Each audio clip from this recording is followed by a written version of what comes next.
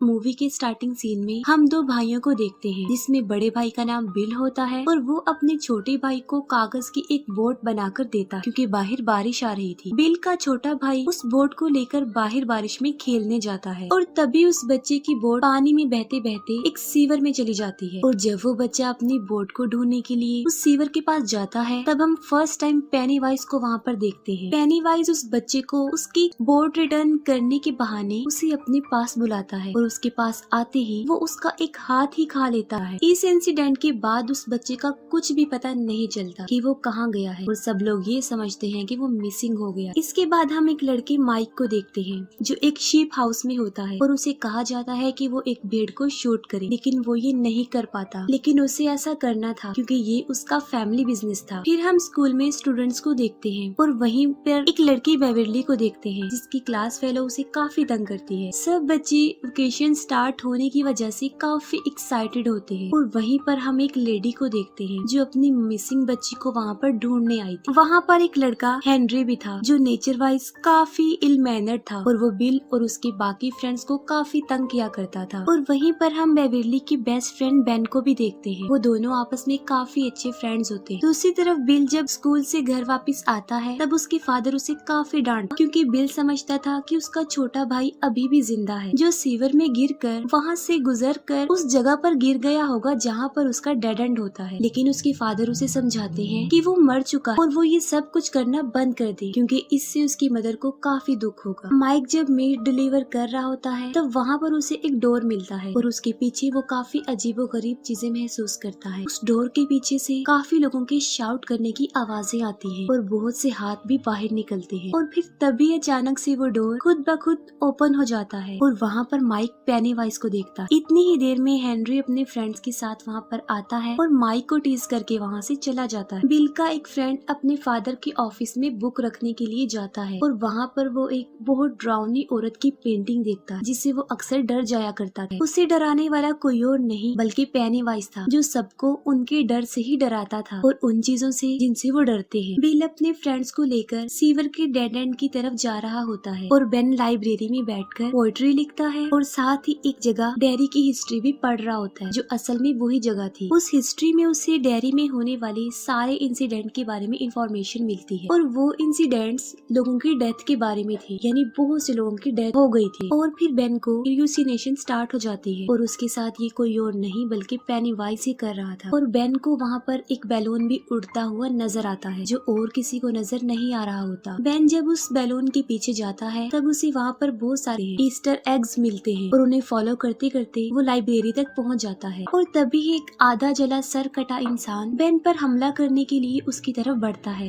लेकिन बेन वहाँ से भाग जाता है। बेन जब वहाँ से जा रहा होता है, तब हेनरी और उसके फ्रेंड्स उसे पकड़ लेते हैं, उसे काफी परेशान करते हैं और यहाँ तक कि हेनरी एक नाइफ से उसके पेट पर एच लिख देता है। इसी दौरान कार में एक कपल भी वहाँ से गुजरता है और बेन उनसे हेल्प मांगता है, लेकिन वो लोग उसकी एक नहीं सुनते। उसी कार में बेन एक रेड बैलून देखता है, जिससे ये साफ जाहिर था कि वो कपल जो गाड़ी में बैठा हुआ है, अब वो भी पेनीवाइज के कब्जे में आ चुके हैं। तभी किसी तरह बेन अपनी जान छुड़ाकर वहाँ से भाग जाता है और वो बैड ग्रुप उसका पीछा करते हैं। दूसरी तरफ बिल अपने फ्रेंड्स के साथ उस सिटी के सीवर के डेड एंड पर अपने भाई को ढूंढ रहा होता है, लेकिन वहाँ पर उसे किसी और बच्चे का जूता मिलता है। लेकिन इससे पहले कि वो सब लोग बिल के भाई को ढूंढने के लिए अंदर जाते, इंजर्ड बेन वहाँ पर आ जाता है। वहीं पर बिल का एक फ्रेंड बिल के छोटे भाई को ढूंढने के लिए अंदर चला जाता है और वहाँ पर उसे बहुत सारे गोस्ट नजर आते हैं। उसे वहाँ पर बहुत सारी सॉल्स नजर आती है और पेनीवाइज उसे मार डालता है। बिल और उसके बाकी फ्रेंड्स बेन के लिए बैंडेज इक्विपमेंट्स ले रहे होते हैं, लेकिन उनके पास पैसे कम होते हैं। उसी मार्केट में बेवरली भी होती है, जो मेडिसिन लेने में उनकी हेल्प करती है। और फिर ये फ्रेंड्स ग्रुप बेवरली को उनके साथ तालाब पर चलने के लिए इनवाइट करते हैं। बेवरली जब घर पहुंचती है, तब उसके फादर एज यूजुअल उसके साथ काफी अजीब बिहेव करते हैं। अपने फादर के बिहेवियर की वजह से बेवरली काफी अपसेट रहती थी और इस बार तो वो इतनी दुखी होती है कि वो अपने बाल काट लेती। फिर वो सब फ्रेंड्स और बेवरली तालाब पर काफी इंजॉय करते हैं। ये सब फ्रेंड्स मिलकर बेन के घर जाते हैं और वहाँ पर उसका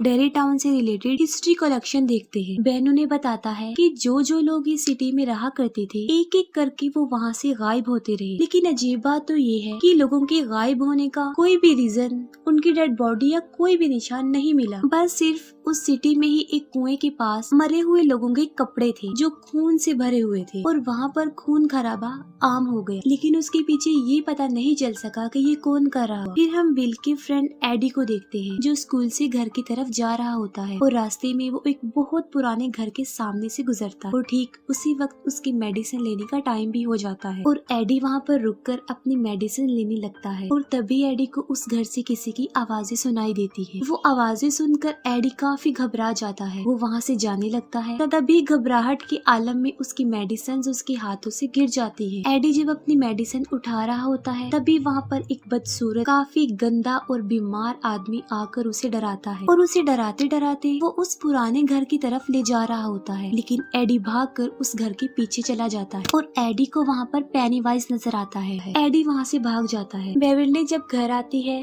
तब उसे एक पोएट्री कार्ड मिलता है जिसे पढ़ने के लिए वो वॉशरूम में जाती है। बेवर्ली जब वो पोएट्री पढ़ रही होती है तब उसे वॉश सिंक से बच्चों की आवाजें सुनाई देती है। बेवर्ली जब एक मेजरिंग टेप उस सिंक के अंदर डालकर बाहर निकालती है तब वो खून से भरा हुआ वापस आता है और उस पे इंसानी बाल भी लगे होते हैं जो बेवर्ली की पूरी बॉडी से लिपट जाते हैं और उसे अंदर की तरफ खींचते हैं। इसके बाद उस वॉश सिंक से बहुत सारा खून तेजी से बाहर निकलता है और पूरा वॉशरूम और बेवर्ली खून से भर जाते हैं। बेवर्ली के रोने की आवाज सुन के उसके फादर भी वहाँ पर आ जाते हैं लेकिन वो ऐसा रिएक्ट करता है जैसे वहाँ पर कुछ भी नहीं हुआ। बिल जो कि अपने छोटे भाई को काफी मिस कर रहा होता है लेकिन तभी वहाँ पर उसे किसी के होने का एहसास होता है और वहीं पर उसे किसी के पाँव के निशान भी मिलता है और जब वो उन पैरों के निशान के पीछे जाता है तब उसे उसका छोटा भाई नजर आता है जो उसे बेसमेंट में ले जाता है। पहले बिल का छोटा भाई उसे इमोशनली ब्लैकमेल करता है और फिर देखते ही देखते एक शैतान में तब्दील हो जाता है और तभी वहाँ पर पेनीवाइज भी आ जाता है जो बिल पर अटैक कर देता है। लेकिन ठीक वक्त पर बिल अपनी जान बचा कर वहाँ से भाग जाता है। फिर बेवर्ली उन फ्रेंड्स को अपने घर बुलाकर उन्हें अपना वॉशरूम दिखाती है। सब बच्चे भी देखते हैं कि वहाँ पर बहुत ज्यादा खून है लेकिन बेवर्ली सोचती है कि उसके फादर को वो क्यों नहीं नजर आ। फिर वो सब मिलकर वॉशरूम क्लीन करते हैं। वो फ्रेंड्स आपस में डिस्कस करते हैं कि कुछ न कुछ तो गड़बड़ जरूर है क्योंकि उन लोगों के साथ भी कुछ न कुछ अजीबोगरीब हो रहा है और वो जोकर उनको भी नजर आता है। तभी कुछ दूर फासले पर उन्हें हेनरी की कार और माइक की साइकिल नजर आती है और वो माइक को बचाने के लिए फौरन भागते हैं। दूसरी तरफ हेनरी और उसके फ्रेंड्स जबरदस्ती माइक को कच्चा गोश्त खिलाने की कोशिश करते हैं और उसे काफी पीटते भी हैं। तभी कुछ दूर फासले पर माइक को पेनीवाइज नजर आता है जो एक बच्चे का हाथ खा रहा था और साथ साथ वो माइक को एक अजीब सी स्माइल भी दे रहा था और तभी फौरन वो फ्रेंड्स वहाँ पर पहुँच जाते हैं और हेनरी और उसके फ्रेंड्स पर पत्थरों की बारिश कर देते हैं और वो लोग माइक को सेव कर लेते हैं। फिर वो ग्रुप मिसिंग होने वाले बच्चों के पोस्टर देख रहे थे। तभी बेन उन्हें बताता है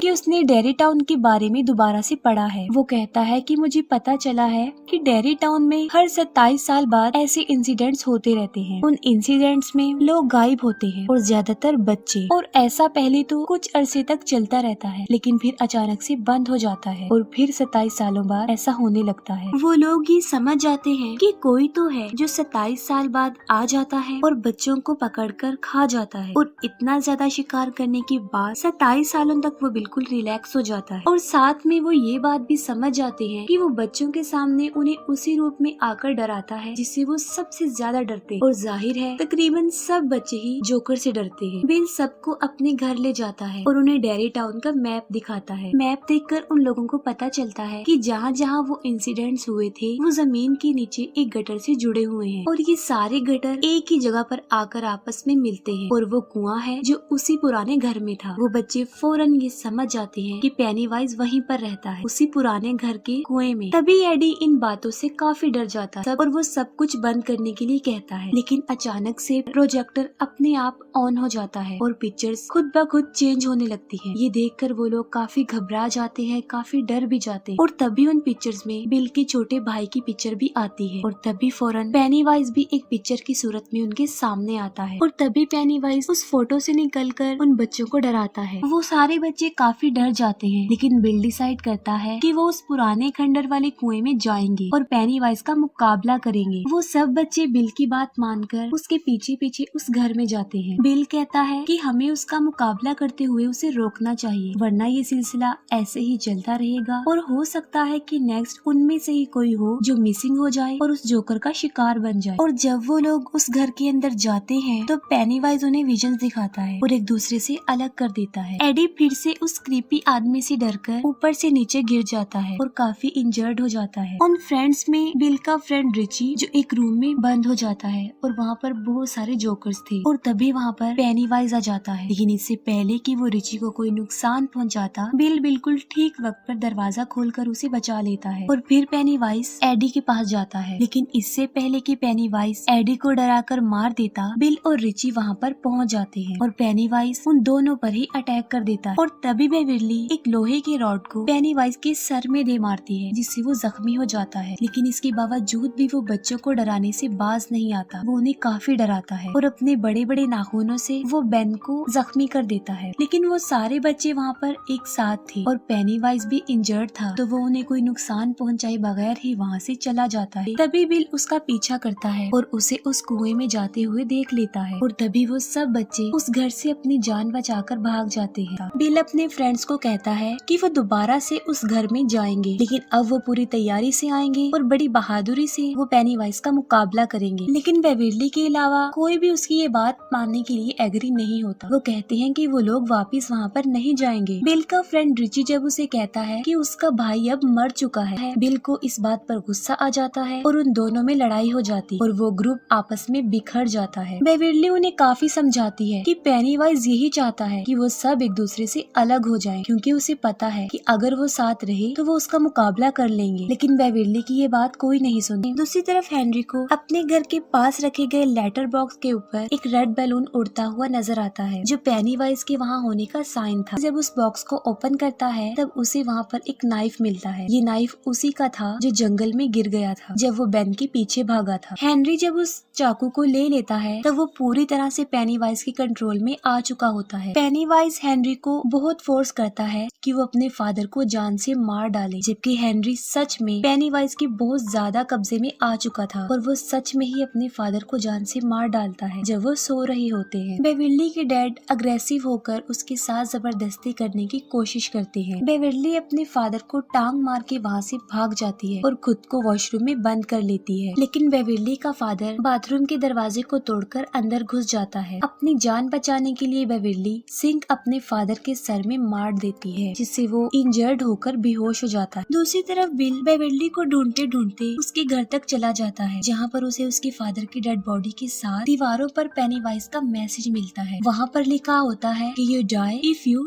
ट्राई। बिल अपने सब फ्रेंड्स को बताता है कि पेनीवाइज बेविरली को ले गया है और वो बेविरली को बचाने के लिए फिर से एक हो जाते हैं और फिर वो लोग दोबारा से उस घर में आते हैं। लेकिन इस बार वो अपनी पूरी तैयारी से पेनीवाइज का मुकाबला करने के लिए हथियार भी अपने साथ लाए होते हैं। दूसरी तरफ बेविरली के ऊपर खून के कुछ कतरे गिरते हैं, जिससे वो होश में आती है और वो देखती है कि वो एक गटर में है, जहाँ पर कचरे का एक बहुत बड़ा ढेर काफी ऊंचाई तक लगा होता है और वहाँ पर बच्चों की डेड बॉडीज भी हवा में फ्लाई करती है। तब बेविरली वहाँ से भागने की कोशिश करती है, लेकिन पेनीवाइज उस पर अटैक कर देता है और उसे काफी डराता है। लेकिन बेविरली नहीं डरती। बेविरली बड़ी बहादुरी से उसका मुकाबला करती है। पेनीवाइज जब देखता है कि वो उसे नहीं डर रही तो वो उसे उसका असली रूप दिखाता है और वो पेनीवाइज की एक डेड लाइट भी थी। उसे देख बेविरली फौरन बेहोश हो जाती है। सारे बच्चे कुएं से नीचे उतर जाते हैं, लेकिन सबसे लास्ट में जब माइक की बारी आती है तब हेनरी उस पर अटैक कर देता है। वो उसे मारने की कोशिश करता है, लेकिन माइक उसका मुकाबला करके कुएं से उसे काफी नीचे गिरा देता है। वो लोग जब नीचे उतर रहे होते हैं तब उनका एक फ्रेंड उनसे बिछड़ जाता है और यहाँ पर पेनीवाइज उस भयानक पेंटिंग वाली औरत की सूरत में उस पर अटैक कर देता है। बाकी फ्रेंड्स अपने उस दोस्त को ढूंढने के लिए वहाँ पर पहुँच जाते हैं, लेकिन इससे पहले कि पेनीवाइज उसे जान से मार डालता वो सब वहाँ पर पहुँच जाते हैं और पेनीवाइज वहाँ से भाग जाता है। और तभी बिल को अपना छोटा भाई भी वहाँ पर नजर आता है, जिसको फॉलो करते हुए वो बिल्कुल उसी जगह पर पहुँच जाता है जहाँ पर बेविरली भी थी। बेविरली हवा में लटकी हुई थी और बिल उसे नीचे लाने की कोशिश करता है और फिर बिल अपने भाई के पास चला जाता है। तभी बाकी फ्रेंड्स वहाँ पर आ जाते हैं और सब मिलकर बेविरली को नीचे उतारते हैं, लेकिन बेविरली होश में नहीं थी। वो सब उसे होश में लाने की कोशिश करते हैं, लेकिन स्टिल वो होश में नहीं आती। फिर बेन बेविली को हग करता है क्योंकि वो उसे लाइक करता था, तो इसी वजह से बेविली पेनीवाइज के ट्रैप से बाहर आ जाती है और बिल्कुल होश में आ जाती है। पेनीवाइज बिल को उसके छोटे भाई के रूप में काफी इमोशनली ब्लैकमेल करता है और उसे अपने साथ घर ले जाने के लिए भी कहता है। बिल उसकी बातें सुनकर रोता है और कहता है कि मैं जानता हूँ कि तुम मेरे भाई नहीं हो, और वो उसे गन से शूट कर देता है। और फिर पेनीवाइज अपने असली रूप में आकर उन सब पर अटैक कर देता है। वो सब बच्चे एक होकर उसका मुकाबला करते हैं, लेकिन फिर पेनीवाइज बिल को पकड़ लेता है। पेनीवाइज उनको बताता है कि तुम लोग मुझसे जितना डरोगे मेरी पावर उतनी ही ज्यादा बढ़ती जाएगी। वो कहता है कि तुम बिल मुझे दे दो, उसके बदले में मैं तुम्हारी जान बख्श दूंगा और तुम यहाँ से चले जाओ। मैं इसे खाकर 27 सालों तक सोने के लिए चला जाऊंगा और तुम लोग भी अपनी लाइफ में वापस चले जाओ। पेनीवाइज के यही अल्फाज उसी पर भारी पड़ जाते हैं। वो सब बच्चे बिल्कुल एक होकर उससे लड़ते हैं। पेनीवाइज उन बच्चों को हर उस रूप में डराने की कोशिश करता है जिससे वो सबसे ज्यादा डरते हैं, लेकिन वो बच्चे नहीं डरते। लेकिन अब पेनीवाइज उनसे डरने लगता है क्योंकि वो सब एक थे और डर भी नहीं रहे थे, और यहाँ तक कि मार मार के भी वो पेनीवाइज को काफी जख्मी कर चुके थे। उन बच्चों का बिल्कुल एक हो जाना पेनीवाइज को हारने पर मजबूर कर देता है और पेनीवाइज डरते हुए भूखा ही 27 सालों के लिए सोने के लिए चला जाता है। ये मूवी यहीं पर एंड हो जाती है।